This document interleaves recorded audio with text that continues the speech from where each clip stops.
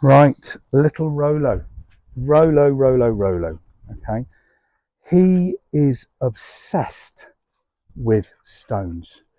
He will eat them, he will swallow them, he will push them around with his nose to the point of he's actually had a lot of trips to the vets, which is a lot of money. Okay.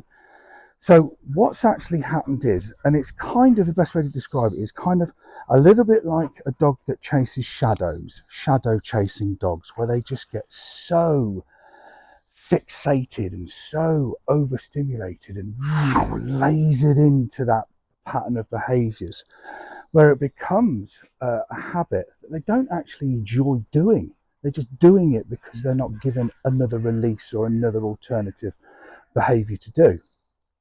So we need to quite rapidly stop him from finding stones, playing with stones, and more importantly, picking them up and eating the damn things. So how are we going to do that? We need to rapidly teach him the floor, or things that are on the floor aren't interesting anymore. Okay. So we need to recondition that habit that no longer do you need to find anything on the floor that you find fascinating to play with or eat. Everything is up in the air, it's up. Okay. But more importantly, to stop him from roaming off to try and find a stone to eat, all right, we want to teach him that everything that is better than a stone, not only is it up in the air, not on the floor, but it's coming from us. So we're building that focus, we're building that engagement. Okay. Now you can see, and this is actually a lot better, he is in a transfictional state of mind where yesterday he didn't even know that we were in the garden, had no value as a human or a handler or somebody trying to interact with a dog. We had zero value, didn't even know we existed. All right. So the first thing we did was put this little house line on him to give or add a new sensation. Okay. I.e. friction on the floor as he's walking around, and a sensation as that lead is dragging, a pressured sensation around his neck.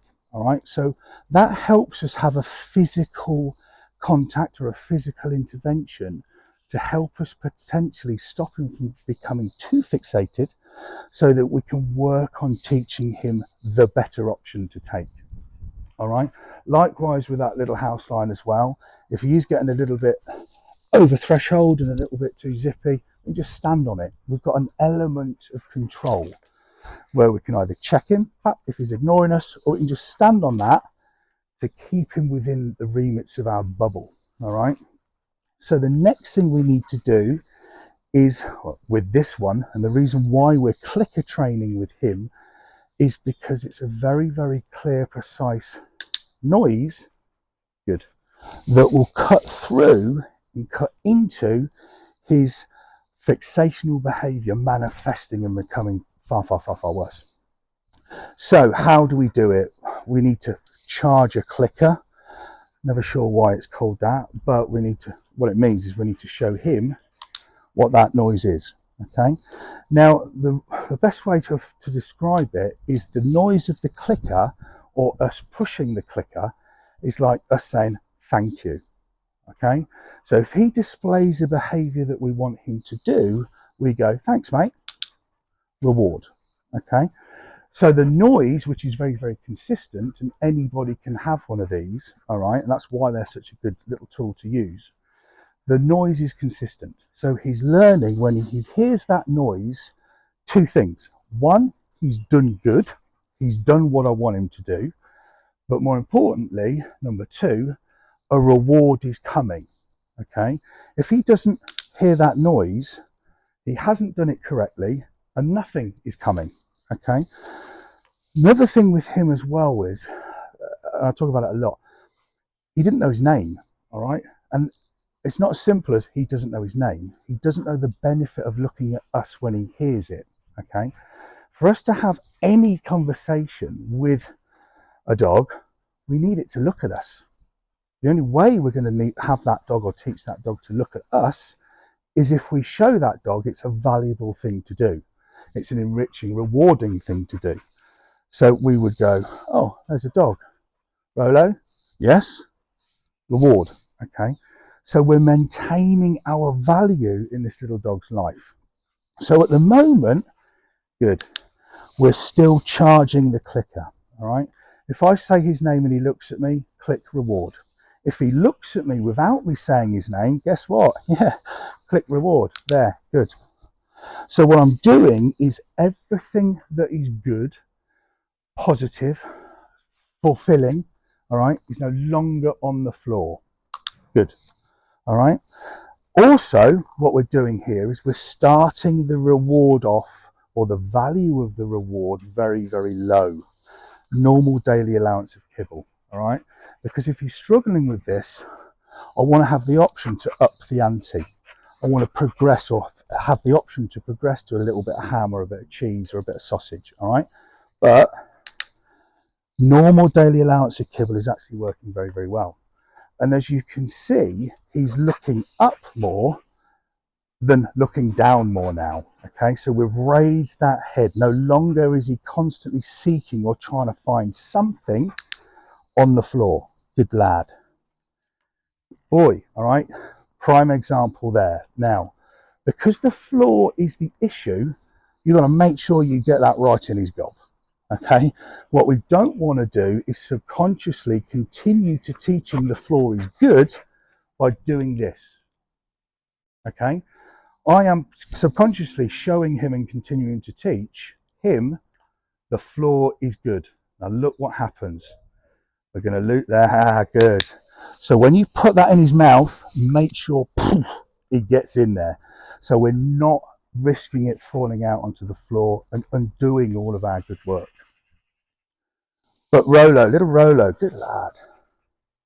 Good.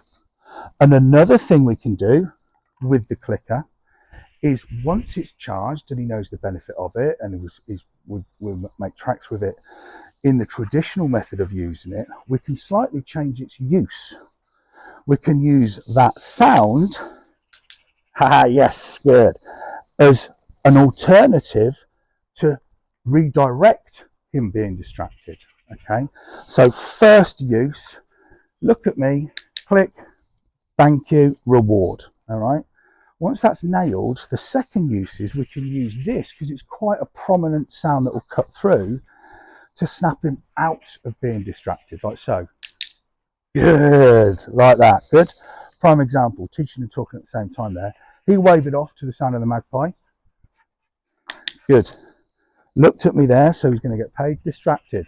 Click. Look. Yes. Good. So there were both methods, one after the other, of how we slightly change the use of a box standard clicker. But come on in. But as I've been talking, all right, he's looking up more, not down. Good. So, good fellow, well done.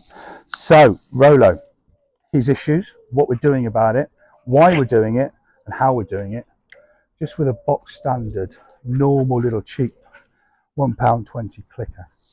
Hey mate, sit, stay there. We're going to come on to that, aren't we? Yes, we are. Jumping, all right? I don't care if he's jumping, all right? I can iron that out at the moment. All that I want him at this stage of his course is to see me as a valuable commodity, not the floor. Hello, come here, mate. Good lad, come on. So if he jumps up, good lad, good. That's all okay at the moment, because he's not looking at the floor. If he's jumping up at me, we can iron that out later. Good boy, well done. Yes, good lad. So, little Rolo, you'll be fine, mate. Yeah.